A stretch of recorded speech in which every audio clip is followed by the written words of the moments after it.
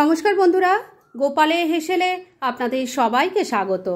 আজকে শুধুমাত্র ফোড়ন দিয়ে দুর্দান্ত স্বাদের লাউ শাকের একটা রেসিপি আপনাদের সাথে শেয়ার করছি, যেটা খুব কম সময় তৈরি হয়ে যাবে এবং গরম ভাতের সাথে খেতে অসাধারণ লাগবে।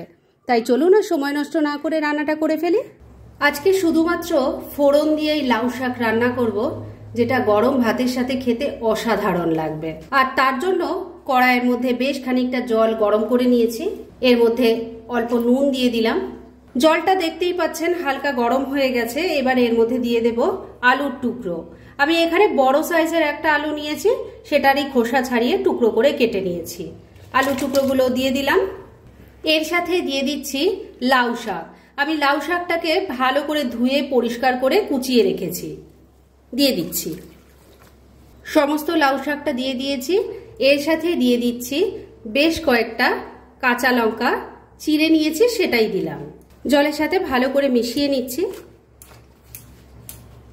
ভালো করে জলের সাথে মিশিয়ে নিয়েছি। এবার ফ্লেমটাকে লো আর মিডিয়ামের মাঝামাঝি রেখে ঢাকা দিয়ে সেদ্ধ করে নেব 4-5 মিনিট। মিনিট 5 রান্নাটা করে নিয়েছি। এবার ঢাকা তুলছি। দেখুন শাকটা কিন্তু সুন্দরভাবে সেদ্ধ হয়ে গেছে আর আলুগুলো নরম হয়ে গেছে। এবার এটাকে আমি একটা আলাদা পাত্রে নামিয়ে রেখে দিচ্ছি আর তারপর নেক্সট স্টেপের দিকে এগোচ্ছি। গ্যাসটা বন্ধ করে দিলাম। সেদ্ধ করা আলু আর লাউ শাকটা আলাদা একটা পাত্রে রেখে দিয়েছি। আর এবার কড়াইটা আবারও পরিষ্কার করে অল্প একটু সর্ষের তেল দিয়ে গরম করে নিয়েছি। এবার এর মধ্যে দিয়ে দিচ্ছি অল্প একটু কালো জিরে, দিয়ে দিচ্ছি অল্প একটু রাঁধুনি, এর সাথে একটা শুকনো লঙ্কাও দিয়ে দিলাম। এবার ফোড়নটাকে কয়েক সেকেন্ড একটু ভাজা ভাজা করে নিচ্ছি। বন্ধুরা, আপনারা আমার রেসিপি দেখার সাথে সাথে আমার ফেসবুক পেজ গোপালের হেসেল, তাতেও ভিজিট করতে পারেন। ডেসক্রিপশন বক্সে লিংক দেওয়া আছে। ফোড়নটা ভাজা ভাজা হয়ে গেছে। এর থেকে এখন খুব সুন্দর গন্ধ বেরোচ্ছে। এবার ফ্লেমটাকে একদম কমে করে দিয়েছি। এই ফ্লেমেই তেলের মধ্যে দিয়ে দিচ্ছি হলুদের গুঁড়ো। আর এবার সেদ্ধ করা সবজিটা এর মধ্যে ঢেলে দিচ্ছি। ভালো করে এবার মিশিয়ে নিচ্ছি।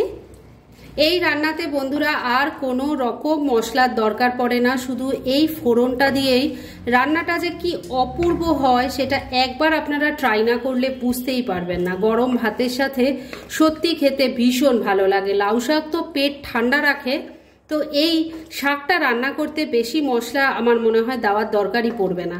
যেভাবে আমি রান্না করলাম একবার আপনারা ট্রাই করে দেখুন, ভালো লাগে কি না সেটা আমাকে অবশ্যই নিজেরা খেয়ে তারপরে কমেন্ট করে জানাবেন। সবকিছু ভালো করে মেশানো হয়ে গেছে। নুন তো আগেই দেওয়া ছিল। এবার শুধু এর মধ্যে অল্প একটু চিনি দিয়ে দিলাম, মিশিয়ে নিলাম। এবার ফ্লেমটাকে ওই লো আর মিডিয়ামের মাঝামাঝি রেখে আবারও ঢাকা দিয়ে 3-4 মিনিট রান্না করে নিচ্ছি।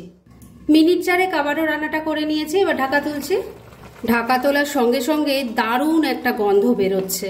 আপনারা যখন এটা ট্রাই করবেন আপনারাও এটা ফিল করতে পারবেন। রান্না কিন্তু এবার মোটামুটি রেডি। তবে শেষ পর্যায়ে এই কয়েকটা আলু একটু ভেঙে ভেঙে দেব। তাতে কি হবে, গ্রেভিটা ঠিক হবে আর খেতেও দারুণ লাগবে। কয়েকটা আলু একটু ভেঙে ভেঙে দিয়েছি। এবার রান্না কিন্তু একদম রেডি। এই রান্নাটাই কিন্তু একটু পাতলা ঝোল টাইপের হয়, তাই আমি এই ধরনের রেখেছি। তবে আপনারা যদি মনে করেন আর একটু শুকনো খাবেন তাহলে এই ঝোলটা আর একটু কমিয়ে নেবেন। রান্না আমার একদম রেডি। গ্যাসটা বন্ধ করে দিলাম। আর মাঝে কিন্তু আমি একবার নুন মিষ্টিটা চেক করে নিয়েছিলাম, আপনারাও দরকার হলে সেটা করে নেবেন। এবার মিনিট 2 জন্য স্ট্যান্ডিং টাইমে একটু ঢাকা রেখে দিচ্ছি আর তারপর সার্ভ করে দেখাচ্ছি। ফ্রেন্ডস, আমার আজকের এই দুর্দান্ত স্বাদের লাউ শাকের রেসিপি একদম রেডি হয়ে গেছে এবং আমি সার্ভ করে দিয়েছি। ভীষণ ইজি একটা রেসিপি, কিন্তু খেতে ফাটাফাটি হয়। তাই দেরি না করে পারলে এটা আজই একবার ট্রাই করে ফেলুন আর তারপর কেমন লাগলো সেটা প্লিজ কমেন্ট করে জানাবেন। এরকম ধরনের অনেক ভালো ভালো নিরামিষ রান্নার রেসিপি আপনারা গোপালের হেসেল সার্চ করলেই পেয়ে যাবেন, যার মধ্যে থেকে কিছু কিছু আমি সাজেস্টেড বক্সেও দিয়ে দেব, সেখান থেকেও আপনারা দেখে নিতে পারেন। তাই গোপালের হেসেল অবশ্যই ভিজিট করুন। আর আপনারা কেমন ধরনের রেসিপি চাইছেন সেটাও কিন্তু আমাকে জানাতে পারেন। আমি চেষ্টা করব সেসব রেসিপিগুলো আপনাদের সাথে শেয়ার করার। আর আমার আজকের এই রেসিপি যদি আপনাদের ভালো লাগে আর ইউজফুল বলে মনে হয় তাহলে যারা এখনো আমার চ্যানেলটাকে সাবস্ক্রাইব করেননি তারা প্লিজ সাবস্ক্রাইব করুন। তাহলে আজকের মতো এখানেই শেষ করছি। পরদিন আবার এরকমই কোনো ভালো রেসিপি নিয়ে চলে আসবো।